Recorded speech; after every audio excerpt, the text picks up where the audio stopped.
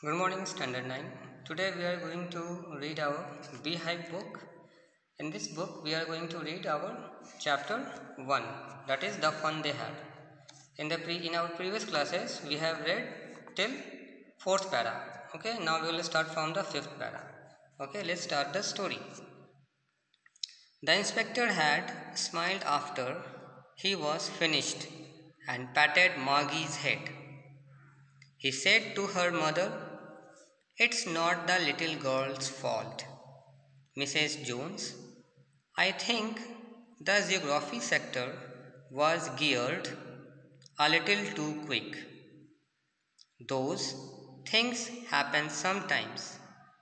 I have solved it up to an average 10-year level.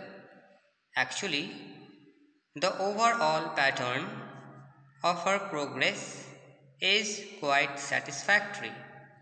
And he patted Maggie's head again. Margie's was disappointed. She had been hoping they would take the teacher away altogether.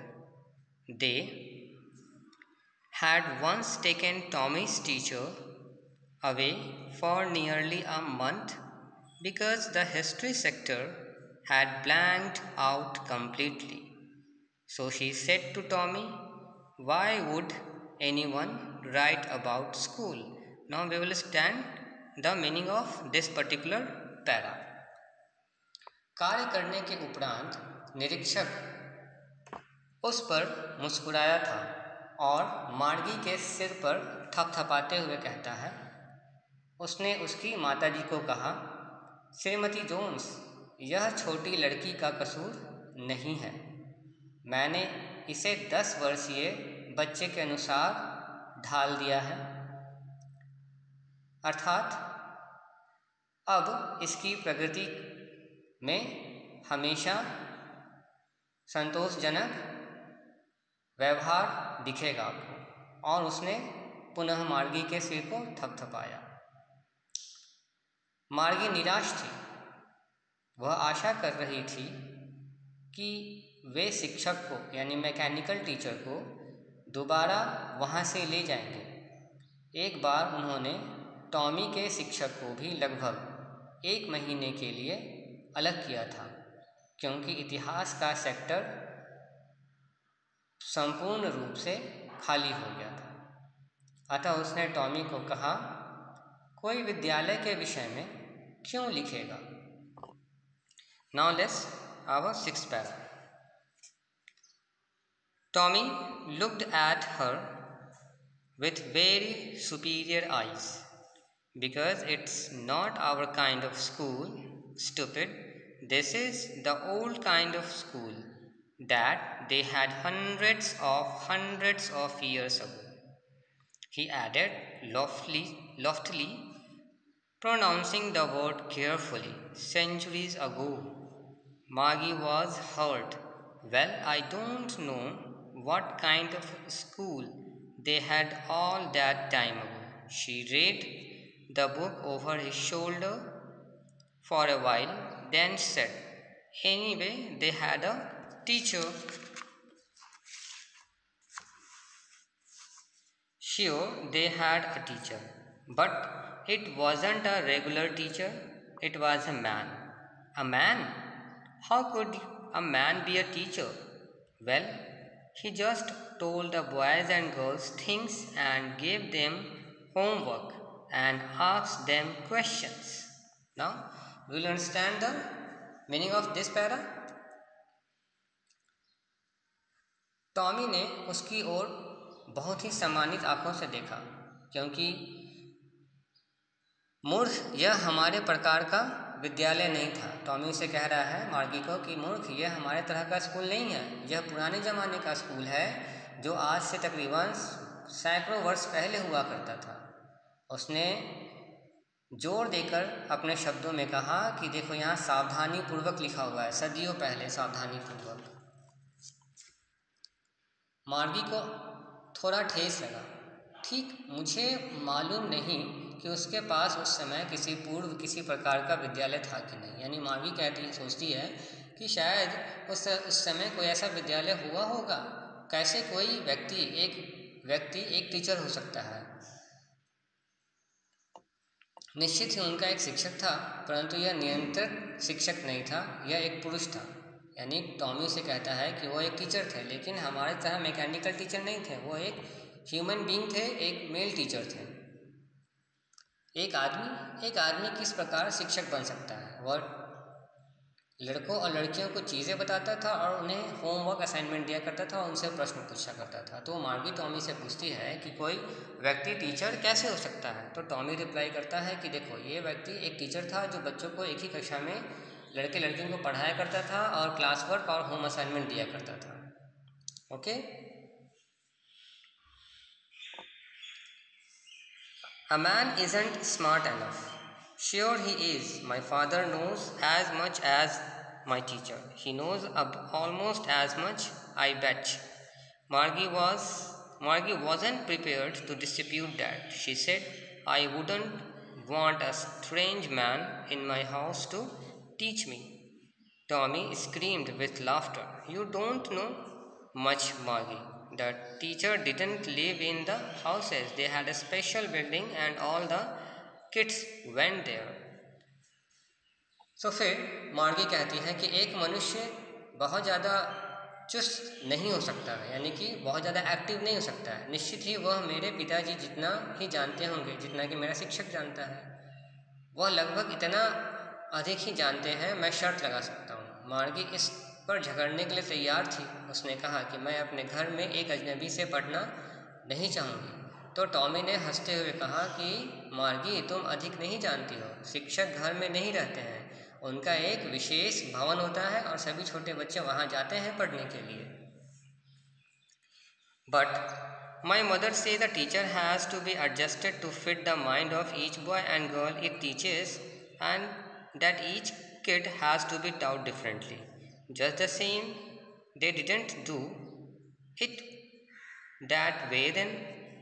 If you don't like it, you don't have to read the book. I didn't say I didn't like it, Margie said quickly. She wanted to read about those funny schools. They weren't even half finished when Margie's mother called. Margie, school. Margie looked up. Not yet, Mama. Now, said Mrs. Jones, and it's probably time for Tommy too, said Margie to Tommy. Can I read the book some more with you after school?